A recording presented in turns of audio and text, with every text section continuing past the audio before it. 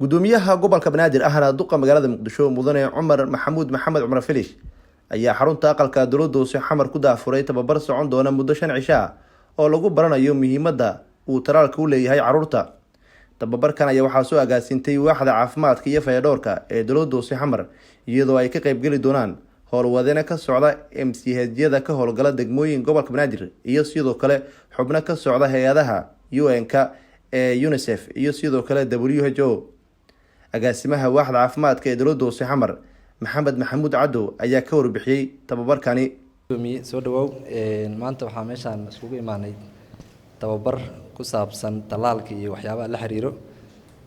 tababarkan waxaa loo qabanayaa tababarayaal kasii shaqeyn doono inay dadka sii gaarsiiyaan tababaro kaleeto oo ilaa iyo degmooyinka sii gaarsiin doona hadduu ilaa yiraahdo.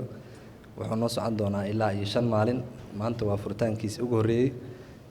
waxaa nagala soo qayb galay oo nala joogo WHO iyo UNICEF oo ah labada hay-adood oo aadka ugu lug leh talaalka iyo wacyigelinta iyo waxyaabaha la xiriiro. sida ogtaa mudane gudoomiye maalmahan dambe waxaa wadnay sidii loo hubi lahaa talaalka la siinayo ilmaha ku nool gobolka Banaadir iyo nooc uu yahay iyo tayadiisa iyo quality-giisa iyo in la gaarsiiyay qofkii loogu talagalay in kaleeto. anagoo marka taa ka duuleyno ayaa waxaan bilaabnay inaan dardar gelino waxyaabihii la xiriiray talaalkaas iyo dadkii ka shaqeyn lahaa iyo meelihii lagu kaydin lahaa iyo standardkii loogu talagalay ma yahay mid sax ah iyo mid kaleeto. gudoomiyaha gobolka Banaadir ahna duqa magaalada Muqdisho mudane Cumar Maxamuud Maxamed Cumar Filish ayaa bogaadiyay dadaalada kala duwan ee kor lagu qaadayo wacyigelinta muhiimadda uu talaalku u leeyahay carruurta Soomaaliyeed. waxaan har iyo habeen iyo maalin waxaanu soo jeednaa abaabinta daryeelka nafaqeynta ubadka ayaan u taaganahay. isla markaas waxaa ku dhaca yacni daryeel xumo caafimaad ayaa ku dhacda. daryeel xumadaas caafimaadka ayaa maamulka gobolka Banaadir wuxuu xoogga saaray inay ka baxaan ubadkeenu oo ay helaan yacni daryeel caafimaad oo tayo leh laguna kalsoonaan karo.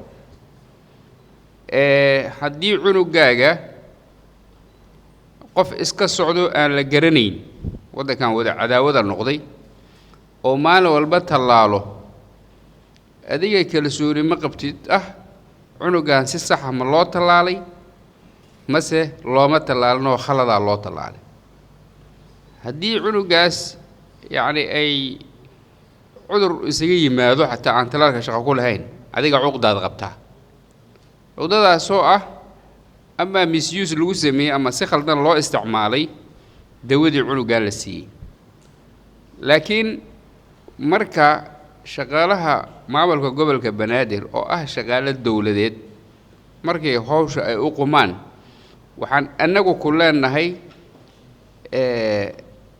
accountability toos ku leenahay. waxaan leenahay magacaadi hodon adne Cabdullaahi adne hodon Cabdullaahi Naciimo markaan u dirno xaafad X ama degmada Shangani haddii wax soo noqdaan waa ayagaan qabsanaynaa. waa fahamtay adinka ma laydin diray degmadaas talaalka yacni ma ka fuliseen ciladaana ayaa timid. waa fahamtay dibaa loo hubinayaa tayadooda aqooneed iyo sida ay wax u isticmaaleen. Nuur Saciid Taliil warbaahinta qaranka Soomaaliyeed magaalada Muqdisho.